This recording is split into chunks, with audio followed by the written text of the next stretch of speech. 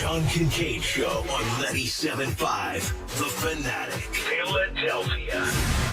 The Eagles are 4-0. And I believe they completed the most impressive result of the season yesterday.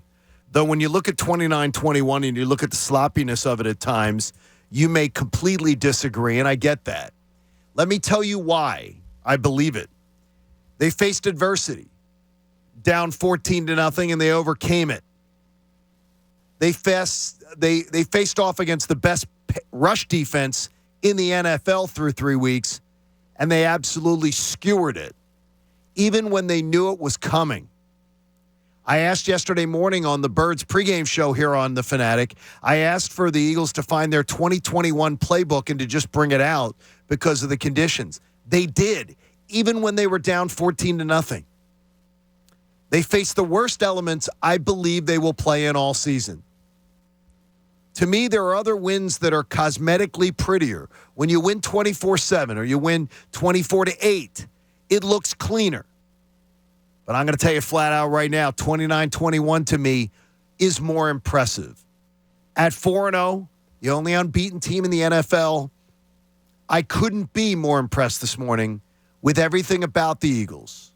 Whether it be A.J. Brown and self-awareness after the game, whether it be Nick Sirianni and his ability to have his team face all kinds of different challenges and come through them, whether it is the beautiful poise and confidence with which Jalen Hurts is playing the quarterback position, whether it is Jamie Lynch's guy, Miles Sanders, saying, you didn't think I could do this?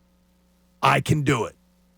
Whatever it is, Hassan Reddick making his presence known. This Eagles team looks deep, looks complete, overcame obstacles yesterday, and we're entering what I believe is the best week ever. We'll get to the Phillies later. But Bobby, it's going to be a really fun week. And the Eagles just get it started with an exclamation point yesterday. Yeah, I agree with you with impressive. I really was too. That's a bad start. Obviously, a horribly, I don't know why Jalen Hurts was trying to squeeze that one in. That gets returned for a touchdown. And then you give up a long drive, and it's 14-0. And you said it, John. You're battling uphill pretty much right off the bat. Well, it's not only uphill. It's uphill in a wet surface. So it's like climbing a mountain that's pretty, slick. And they did it. The defense more than held its own, forced turnovers, took advantage of some bad turnovers. And it was just an efficient game after they got down 14-0. And I was impressed with that. It was almost like, all right, we know we're the better team. We know what we have to do. This is the Eagles speaking. Let's just sit back and do it. And they did. And and I'll talk about this more later, another chapter of the book of Jalen Hurts is he won in a different way again. And yesterday was as a game manager. All right, let me take you both in, and Jamie, answer it first. Eagles down 14-0. They drive down, and they get it to 4th and goal. I was in the press box. I know that Jeff Kerr of CBS sitting next to me. I'm like, just take the points. You're down 14-0. It's terrible conditions. Just take the points.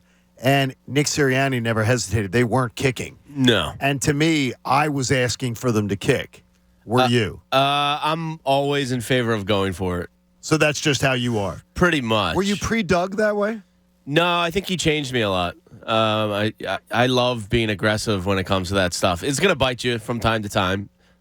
You'll regret it every now and then, but I think more often than not, it's going to be beneficial to the team. When you have a center that comes out and talks about, the efficiency of 4th and ones, they believe it. They believe that they can get it, and I love that. And they believe their bosses believe in them. Yeah. Which certainly helps. I love going for it because it's so demoralizing to the other team. It's like it's an advantage on the scoreboard, and it's also an emotional advantage, too. It's great. Patty, would you have gone for it, or would you kick? Normally, I would have gone for it. Yesterday, I was screaming, take the points. Yeah, I wanted to take the points. And I'm being completely honest. I wouldn't have been upset with it. I was so – and Anthony said it to me before, Pat. I'm like a 1960s football coach. We'll get you a Tom Landry cap. Yeah, exactly. Well, that's what he says. Yeah. That's what Anthony says to me if we ever text during a game. You're too conservative. I felt like at that moment you're down by 2 scores. Just take some points. because I was looking at it like the other way, with the conditions being the way they were. Well, I thought we were down 3 scores. We'll get to that later. Yeah, exactly. If you throw it, I mean, I don't want to throw the ball in that condition, and running the ball, though, I mean, it's slippery. So I was like, just take the points. It was were you, Bob? Would you want the points, or would you want them to go for it? I've just gotten to the fact, resigned myself to the fact that it doesn't matter what I think, they're going to go for it. Much like Jamie says, we've just been over the last, 7 or 8 years, I guess. We have been trained, our mind has been trained that it's when it's fourth and less than, we know the situation. Right. They're going to go for it. So I don't even think about, what are you doing anymore? You just know what's going to happen. And right or wrong, it's what they do. So it's like, the definition of insanity. Why go crazy over it? Because you already know what the outcome's going to be. Okay, 14-0. And I'm talking truth serum. Truth serum, it's 14-0. You see the way that game starts. Did you have complete faith they would win the game? Absolutely not. Absolutely not. Yeah. You did? Yeah. I didn't feel horrible about You their didn't chances. flinch, Pat? No. I was to the point that you can't let them score again. You have to score you were next. teetering. You were teetering, and Jamie and I were negative on it. Yeah, I didn't feel the Eagles were going to lose. It was kind of like, come on, what are you doing?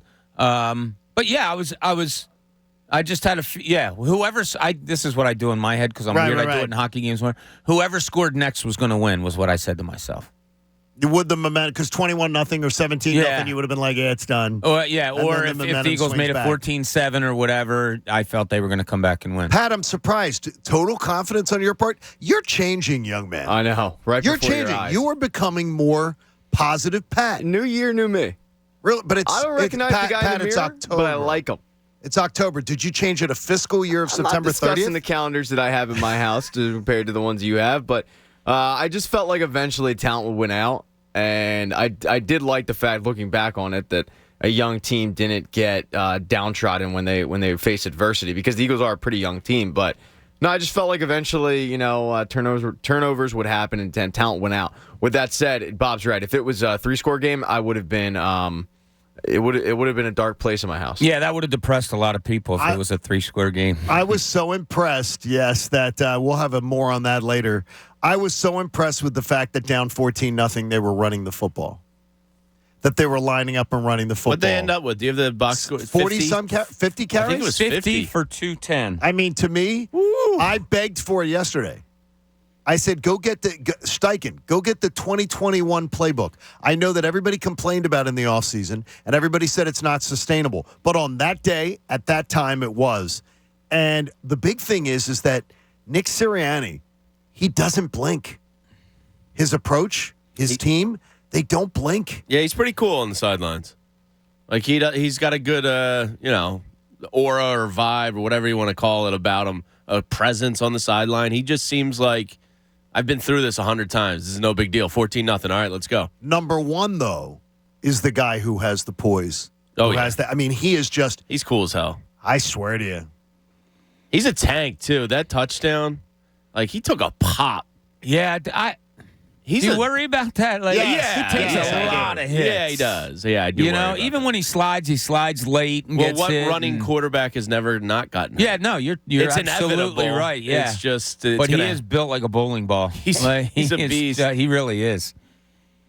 I just get nervous every once in a while. There is I will pack the white towel.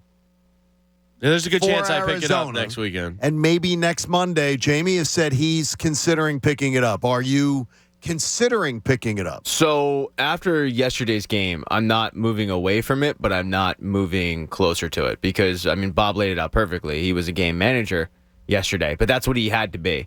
That's what the game dictated. That's what the conditions dictated. I didn't feel like he really hurt them. That one throw, okay, but it goes in the air. It's a tip drill.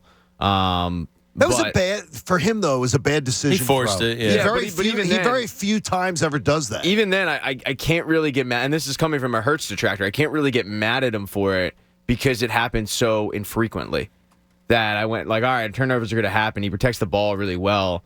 I wasn't annoyed with it, because I thought they were going to win the game. It wasn't like a crucial time. It was in the first quarter, and quickly they learned from it and they started running the football more. And so I'm not moving away from it, but I'm not getting closer to it. I love the fact that that was obviously we saw their game plan was to keep it on the ground a lot yesterday, and the fact that 14-0 didn't change it. Yeah. That may be my favorite thing coming out of the game. Bob and I were leaving Xfinity Live, and I had the umbrella up, and the wind was just like ripping it apart, and we were walking into the wind like, bent over.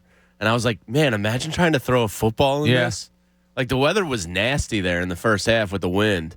You were in the closed press box there, luxurious life. I will say that The John Kincade Show on 97.5 The Fanatic, Philadelphia.